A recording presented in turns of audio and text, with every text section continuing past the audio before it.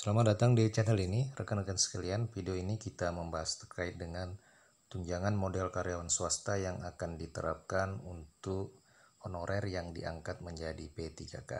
Apakah atau bagaimanakah sebenarnya sistem pembayaran tunjangan yang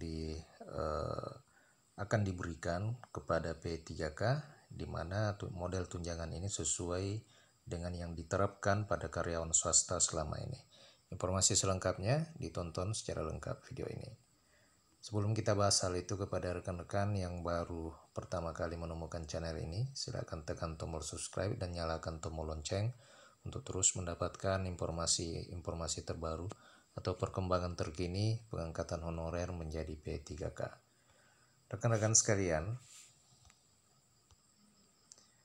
diketahui bersama bahwa pemerintah telah mengangkat tenaga honorer yang terdata di database BKN menjadi P3K. Berdasarkan update data terakhir, setidaknya sekitar 30% dari honorer yang telah terdatabase di BKN telah diangkat menjadi P3K dari seleksi tahun-tahun sebelumnya. Nah, setelah menjadi P3K, setidaknya haknya sebagai ASN juga itu tidak jauh berbeda dengan para pegawai negeri sipil. Nah, ternyata di beberapa kabupaten atau pemerintah daerah juga melakukan kebijakan tersendiri terkait dengan pemberian tunjangan kinerja bagi para P3K. Nah, dari Kabupaten Luwu Timur, Provinsi Sulawesi Selatan sendiri, itu terdapat kabar yang cukup menarik terkait dengan pegawai pemerintah dengan perjanjian kerja. Bupati Luwu Timur Irwan Bahrisam berjanji akan memberikan insentif lembur bagi pegawai termasuk P3K sebagai bentuk komitmen meningkatkan kesejahteraan pegawai. Bupati menyampaikan hal tersebut saat memimpin apel baru-baru ini. Ia mengatakan bahwa ingin menerapkan sistem insentif tunjangan lembur seperti yang berlaku di sektor swasta. Di perusahaan swasta, kerja lembur dihitung dan diberikan insentif sesuai dengan jumlah jam kerja. Ini yang akan Pemda terapkan di Kabupaten Luwu Timur ini. Namun dirinya juga menekankan bahwa insentif lembur itu harus diberikan kepada mereka yang benar-benar bekerja di luar jam kantor. Yang lembur itulah yang akan diberikan insentif. Jangan sampai yang lembur adalah tenaga upah jasa dan P3K, tapi yang mendapatkannya justru kepala dinas.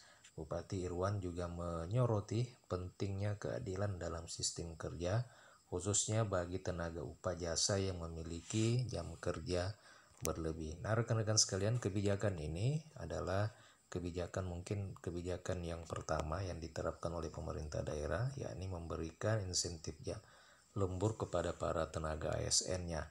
Untuk upah jasa yang kelebihan jam kerja akan kita perhitungkan. Pihaknya juga akan membuatkan peraturan bupati terkait ini supaya semua tetap semangat bekerja. Lebih lanjut, ia berencana menerapkan sistem penilaian bagi pegawai baik itu ASN, P3K, dan upah jasa yang bekerja di luar jam kantor. Ia juga akan menerapkan sistem penilaian bagi teman-teman yang bekerja di luar jam kantor. Hal ini akan dibicarakan dengan Pak Sekda dan pimpinan OPD masing-masing. Kebijakan ini diharapkan dapat meningkatkan semangat kerja dan menciptakan sistem kerja yang adil bagi seluruh pegawai di lingkungan pemerintah Kabupaten Luwu Timur.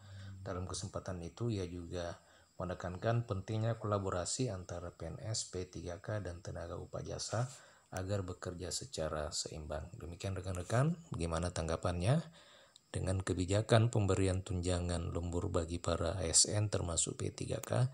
Silakan tuliskan tanggapan rekan-rekan sekalian di kolom komentar video ini. Terima kasih, sampai jumpa di video berikutnya.